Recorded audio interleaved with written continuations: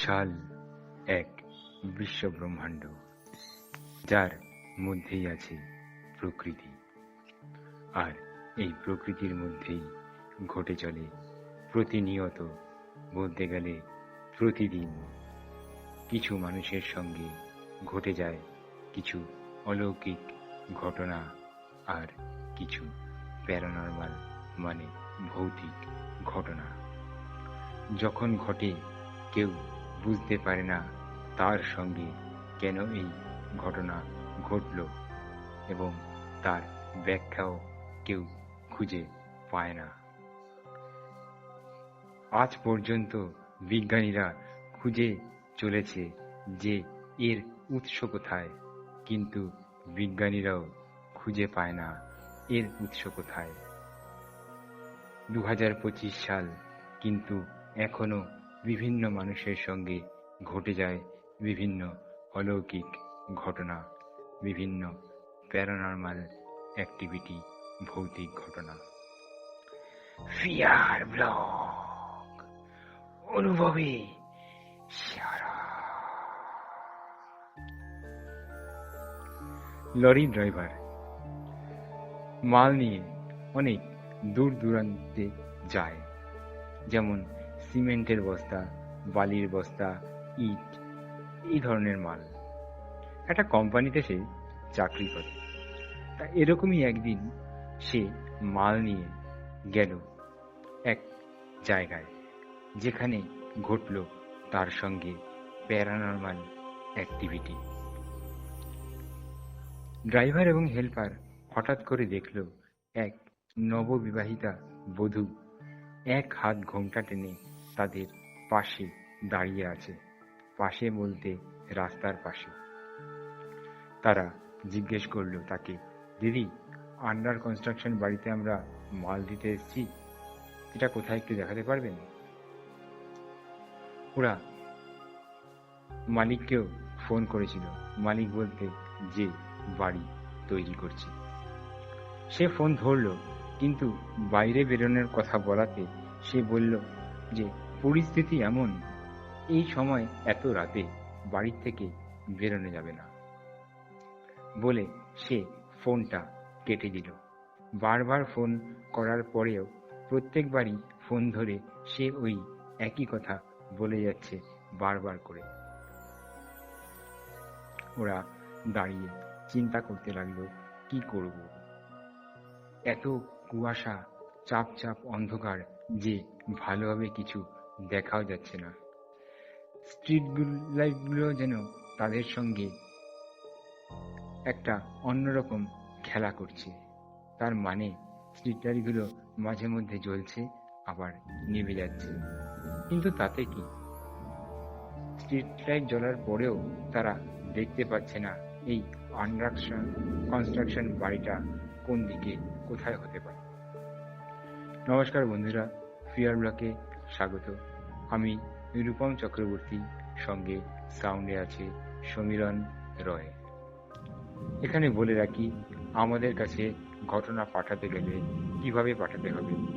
আমাদের mail ID রয়েছে saptorshi@gmail.com। আমাদের হোয়াটসঅ্যাপ নম্বরে রয়েছে 9635493476। আমাদের ফেসবুক পেজও রয়েছে, যেখান থেকে আমাদের সঙ্গে আপনারা খুব সহজেই যোগাযোগ করতে পারবেন। ফিয়ার @ব্লগ লিখলেই আপনারা আমাদের সঙ্গে যোগাযোগ করতে পারবেন। আপনারা ফেসবুক পেজও ঘটনা লিখে পাঠিয়ে দিতে পারবেন।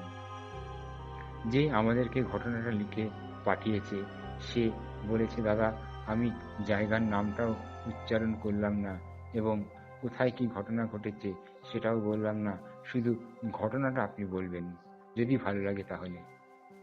তো শুরু করছি আজকের ফিয়ার ব্লগ, নতুন একটা সত্যি প্যারানর্মাল অ্যাক্টিভিটির ঘটনা নিয়ে। তো সেই লরি ড্রাইভার যাচ্ছে মাল নিয়ে, মাল দিতে। মালটা ডেলিভারি করতে হবে আজ রাতের মধ্যেই। কথা ছিল 4টে থেকে 5টা, ম্যাক্সিমাম 6টা, 6:30টার মধ্যে মাল পৌঁছাতে হবে। কিন্তু সে এই কাজের জন্য আরেকটা জায়গায় গেছিল। সেই জায়গা থেকে ফিরতে তার অনেকটাই রাত হয়ে গেল। যখন তারা মাল নিয়ে ওই জায়গায় পৌঁছেছে, তখন ঘড়ির কাঁটা 12:30 ছেড়ে 1টার দিকে যাচ্ছে। ওরা গিয়ে সেই জায়গায় দাঁড়ালো, তখন ঘড়ির কাঁটা প্রায় 2টো ছুঁই ছুঁই। চারিদিক নিস্তব্ধ, শুনশান এবং জমাট বাঁধা কুয়াশা এবং কালো অন্ধকারে আচ্ছন্ন হয়ে আছে। ওনারা লরির থেকে নামলেন, কিন্তু দেখতে পাচ্ছেন না কোথায় এই আন্ডার কনস্ট্রাকশন বাড়িটা। সেই আন্ডার কনস্ট্রাকশন বাড়িতেই ওদের মাল নামানোর কথা। চতুর্দিকে তাকিয়ে ওরা কিছুই দেখতে পাচ্ছে না। সঙ্গে সঙ্গে মালিককে ফোন লাগালো, মানে যে বাড়িটা তৈরি করছে। উনি ফোন ধরলেন একটু পরে, ধরে বলছেন, হ্যাঁ বলুন কি? তখন ওরা বলল, আমরা তো আপনার মাল নিয়ে এসেছি, তো আপনার আন্ডার কনস্ট্রাকশন বাড়িটা আমরা দেখতে পাচ্ছি না, মালটা কোথায় নামাবো? তখন লোকটা একটু চুপ করে থেকে বলল, তোমাদের তো এখন আসার কথা ছিল না, তোমাদের তো ম্যাক্সিমাম আমি টাইম দিয়েছিলাম 6টা থেকে 6:30। এর বেশি হলে পরেই আমাদের এখানে কেউ বেরোয় না এরপরে, আর এখন তো বেরোনোই যাবে না। তখন লরি ড্রাইভার আবার বললো, দাদা একটু বেরোন, নয়তো মালটা কোথায় রাখবো? বলছে, পরিস্থিতি এমন যে আমি এখন এখান থেকে বেরোতে পারবো না, আমি ঘর থেকেই বেরোতে পারবো না, বলে ফোনটা কেটে দিল। ওরা আবারও ফোন করলো। ফোন করার পরে আবারও যখন বলল বাইরে বেরোনোর কথা, কিন্তু লোকটা ওই একই কথা বলল, এখন পরিস্থিতি অনুকূল না, আমি বেরোতে পারবো না এই বাড়ির থেকে, বাড়ির দরজা আমি খুলবই না, তোমরা এত রাতে কেন এসছো?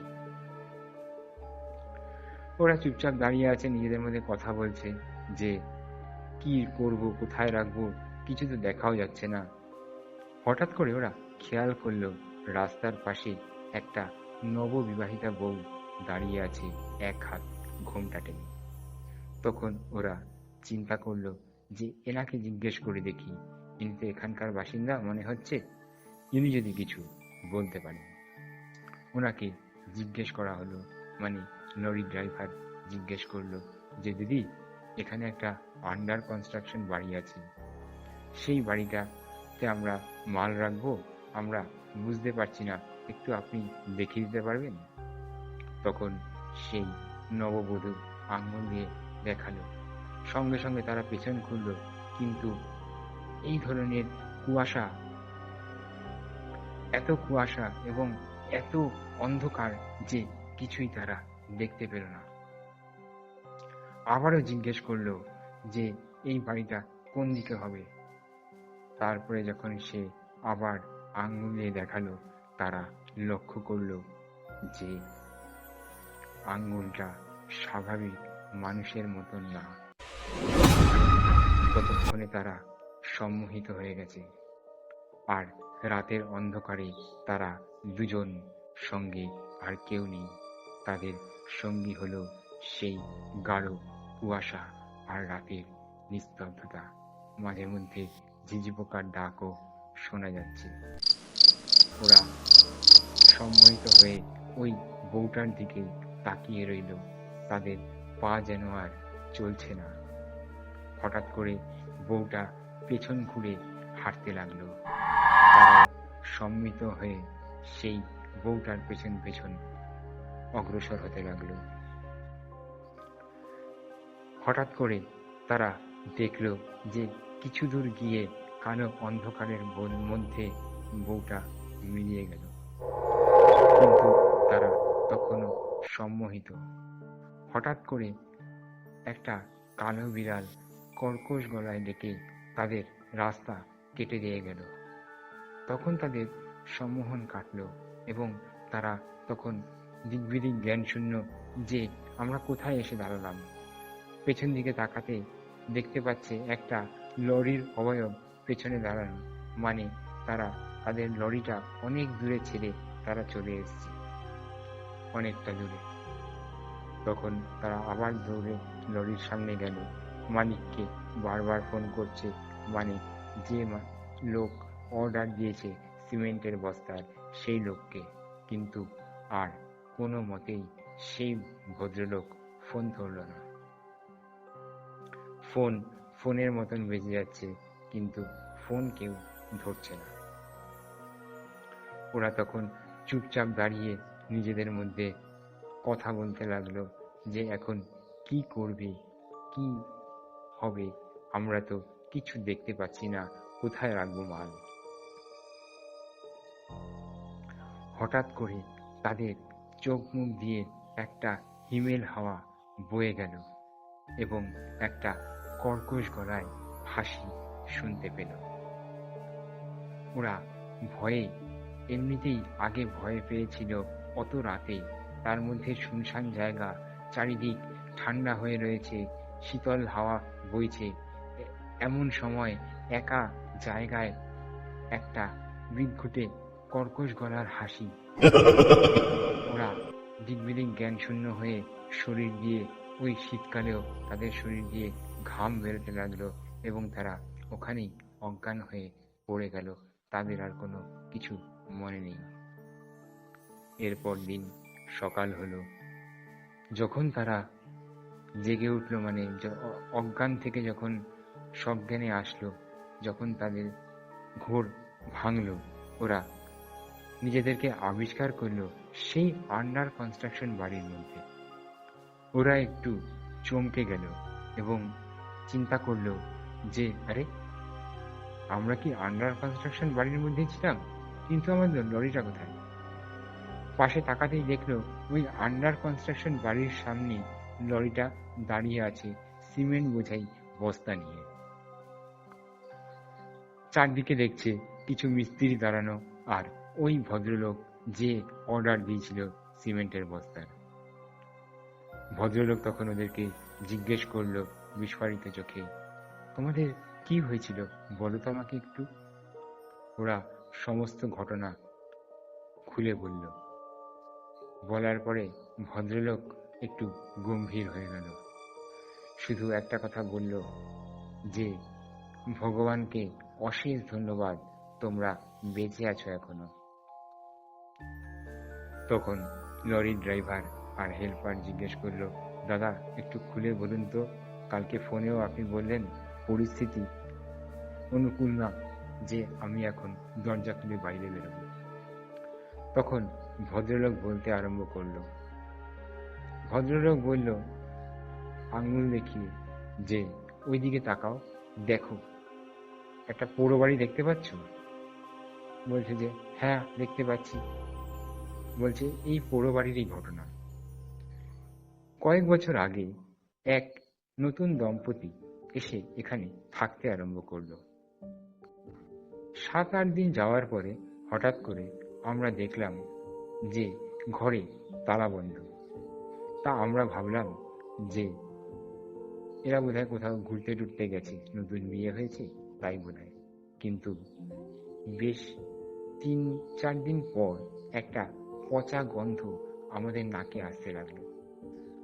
প্রথমটা আমরা অত কিছু ভাবিনি, এরপরে এমন গন্ধ আসতে আরম্ভ করলো যাতে আমাদের এখানে টেকা দায় হয়ে গেল।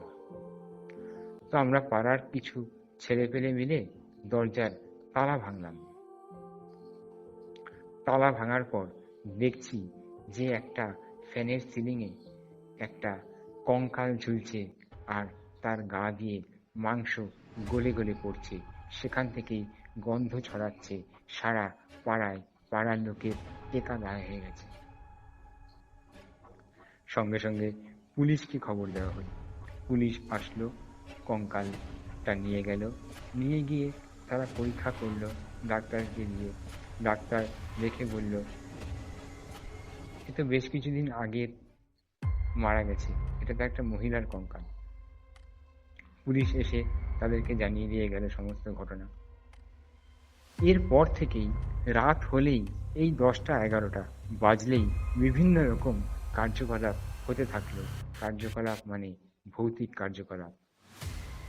এরকম ভাবে কয়েকজন মারা গেছে যারা জানতো না তারা আসতো এবং ওই নববিবাহিতা বউকেই দেখতো এবং দেখলে পরে সেই নববিবাহিতা বউকে দেখার সঙ্গে সঙ্গে তারা সম্মোহিত হয়ে যেত এবং সে যেখানে যেত তারা তার পেছন পেছন যেত। এরকম ঘটনা আমি একদিন প্রত্যক্ষ করেছিলাম। আমি জানলা খুলে বসেছি, খালি একটুখানি বসে আছি একটা সিগারেট ধরিয়ে। হঠাৎ করে দেখছি সেই ওই রাস্তার মধ্যে একটা নববিবাহিতা বউ ঘোরাফেরা করছে। আমি ভালো করে লক্ষ্য করছি, কিন্তু কিছু বুঝতে পারছি না। আর আমাদের এখানকার রাস্তার স্ট্রিট লাইটগুলোও তো সেরকম না, টুনি বাল্বের মতন জ্বলে আবার নেবে, তাই জন্য ঠিক বুঝতে পারছিলাম না। হঠাৎ করে দেখলাম দুজন ভদ্রলোক বাইক নিয়ে এসে ওই বউটার সামনে দাঁড়ালো। আমি আরো ভালো করে দেখছি, এরকম অচেনা দুটো ছেলে এসে বউটার সামনে কেন দাঁড়ালো, কি ঘটনা ঘটতে পারে। হঠাৎ করে দেখা গেল বউটা পেছন ঘুরে হাঁটতে লাগলো, আর ওই দুটো লোক বাড়ির দিকে, মানে ওই বউটার পেছন পেছন সম্মোহিত হয়ে হাঁটতে লাগলো। এরপর লোকগুলো আর ফিরে আসলো না। আবারও পুলিশকে ডেকে বাইকটা পুলিশের হাতে তুলে দিতে বাধ্য হলাম এবং আমরা ওই ঘরে যখন ঢুকেছিলাম তখন দেখেছিলাম অনেকের কঙ্কাল ওখানে বিদ্যমান।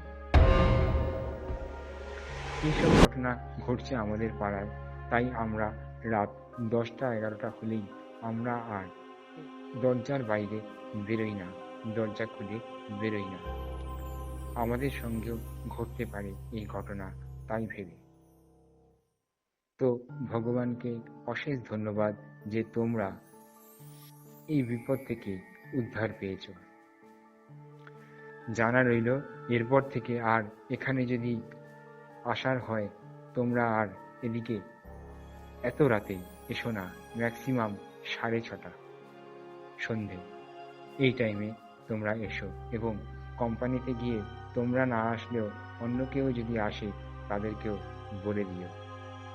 যদি দেরি হয়ে যায় আমাকে একটা ফোন করে দিয়ে বলবে, দাদা আমরা আজকে আসছি না, কালকে আসবো।